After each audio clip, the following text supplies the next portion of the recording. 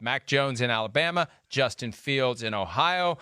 Kyle Shanahan was at the Mac Jones Pro Day. Peter, you made that point over the weekend. A context clue as to where the 49ers may be leaning now that they've got pick number 3 and control of the board after Trevor Lawrence and presumably Zach Wilson goes to the Jets.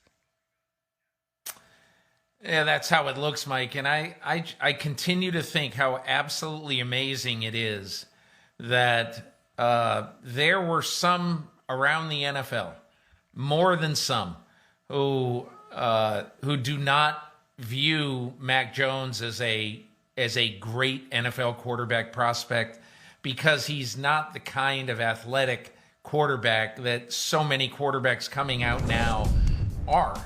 And so I find it absolutely almost unthinkable compared to what we were thinking a month ago, that if the San Francisco 49ers pick Mac Jones 3rd overall, they would have devoted 3 number 1 draft choices to picking Mac Jones, one of which is one of the most valuable number 3 overall picks in NFL history. So all I can say is, wow. Yeah, absolutely. And it shows that Kyle Shanahan would be perfectly happy with Trevor Lawrence if for some reason he's there at 3. He won't be. With Zach Wilson, if for some reason he's there at 3, he most likely won't be. So it is Mac Jones or Justin Fields or Trey Lance, although more and more people seem to think it is Mac Jones at number 3 and ultimately sacrificing 3 first-round picks and a third-round pick for one player. And to me, that's even more amazing because this offseason entailed so much talk about Deshaun Watson, 3 first-round picks, Russell Wilson, starting price 3 first-round picks. To give that much up for an unproven player, especially with that overthrow, I don't know, maybe Kyle Shanahan having flashbacks to Super Bowl 54 with the Jimmy Garoppolo Emmanuel overthrow. Sanders. Yes. Yeah, we're gonna run that again because we've got the back end. But the great pan to Kyle Shanahan after the overthrow. You're not supposed to have any throws that miss the mark at a pro day workout. There it is, wide open, no one else around. Kyle's like, oh, that's like, play the Curb Your Enthusiasm music after that one, Peter, because there it is, Jimmy G, championship on the line, misses Emmanuel Sanders. I don't know how much you read into any of that. I don't know. Will they change their mind? I don't think so. I don't think they will. It's just one moment in a meaningless practice. Yeah, Mike, I've never heard a general manager or a head coach in his post-draft press conference say, I didn't pick player X because he didn't work out at the combine.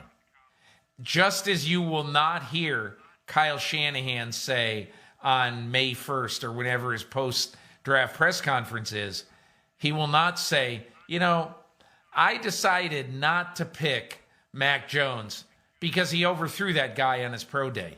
It's just, it is, in my opinion, what happens on a pro day is one puzzle piece in a 500-piece jigsaw puzzle, and that's it. Yeah, I agree with you completely. Now, this year it takes on more importance because we didn't have the scouting combine. The private workouts won't happen. And look, Mac Jones looked great last week, and he's still a kid. He's got a long way to go. I put very little stock in that. And if the 49ers are going to flip him and Justin Fields because of that one throw, well, then that's on them. They're missing on the guy that many believe would be able to run the Kyle Shanahan offense the way that Shanahan wants it to be run. Speaking of running, Justin Fields had a 4.43 in the 40-yard dash. There's one more look at Mac Jones throwing the ball to the end zone. But Fields with the 4.43 40. Something Sims has been saying, Peter, and I've heard this for a year. When you do the 40s anywhere but the scouting combine, that's when scouts start adding time to them because the track can be faster, right. The conditions can be more favorable. Fields looks great, rolling left and throwing down the field. I mean, some awesome throws, but that 4.43 40 is what drew the headlines. Because there's no replacement for speed. And we've seen what Kyler Murray can do in that Arizona offense with the option to run the football. It's just hard to say whether or not a 4.43 at the combine is the same as a 4.43 at a pro day. Different timing, different surface, different everything, but still, fast is fast. I mean, look, he's not going to get penalized for that. But again, when it isn't under the same conditions as everybody historically has run the 40, everybody is going to have a raised eyebrow. And look, good for Justin Fields. He ran fast.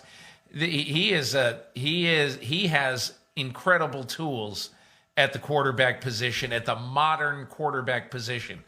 You know what's been interesting, Mike? I don't know what you've heard, but when you start to hear that the first three quarterbacks with Trevor Lawrence 1, Zach Wilson 2, and maybe Mac Jones 3, then you get to number 4. I mean, Trey Lance, Justin Fields. We'll see. We'll see if Atlanta takes either one. But what I find really interesting is that, imagine if Justin Fields is sitting out there like the big matzo ball, without being picked. How long is this slide going to continue? Would he go to Carolina at 8? Would Denver take a shot at him at 9?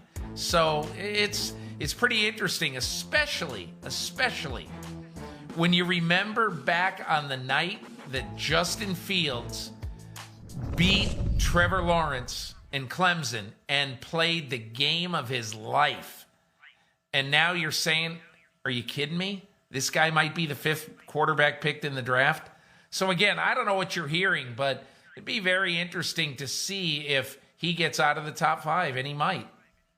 Well, you've got Lawrence at 1, Wilson at 2, let's say Jones at 3. There's been a lot of talk about Trey Lance to the Falcons at 4, while Matt Ryan would finish his run, whether it's 1 year, 2 years, whatever. And then at 5, you got the Bengals. And the Bengals at that point, think about it, 4 quarterbacks off the board in 4 picks. The last thing they're going to do is take a quarterback at 5. They got Joe Burrow.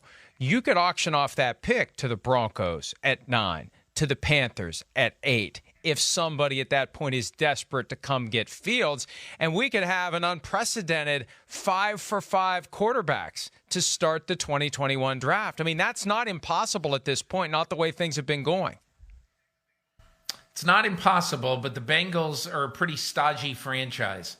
And if, as some people believe, they want to gift wrap Jamar Chase for Joe Burrow, the old college teammates from 2019 at LSU, if you believe that that might happen, then the Bengals, Mike, remember last year when we're sitting here and we really start to hear pretty strongly that the Miami Dolphins are going to offer the Cincinnati Bengals anything and everything to move from 5 to 1 so that Miami can take Joe Burrow. And the Bengals never played ball with them. Now, they might play ball with somebody this year, but the Bengals are typically, as I say, kind of a stodgy, very traditional franchise. We got the 5th pick. We're going to keep the 5th pick, and we're going to take player X. Let's say it's Jamar Chase. But that's going to be the really interesting pick to watch because, look, Miami's at 6. Miami proved by going from 12 to 6 that they are most interested either in one of those great receivers right there, or they've got their eye on somebody who they absolutely want that they feel that they're going to be able to get at 6 that they couldn't get at 12. Hi, I'm Mike Tirico, and thanks for watching. Make sure to hit subscribe for the latest news and highlights from NBC Sports.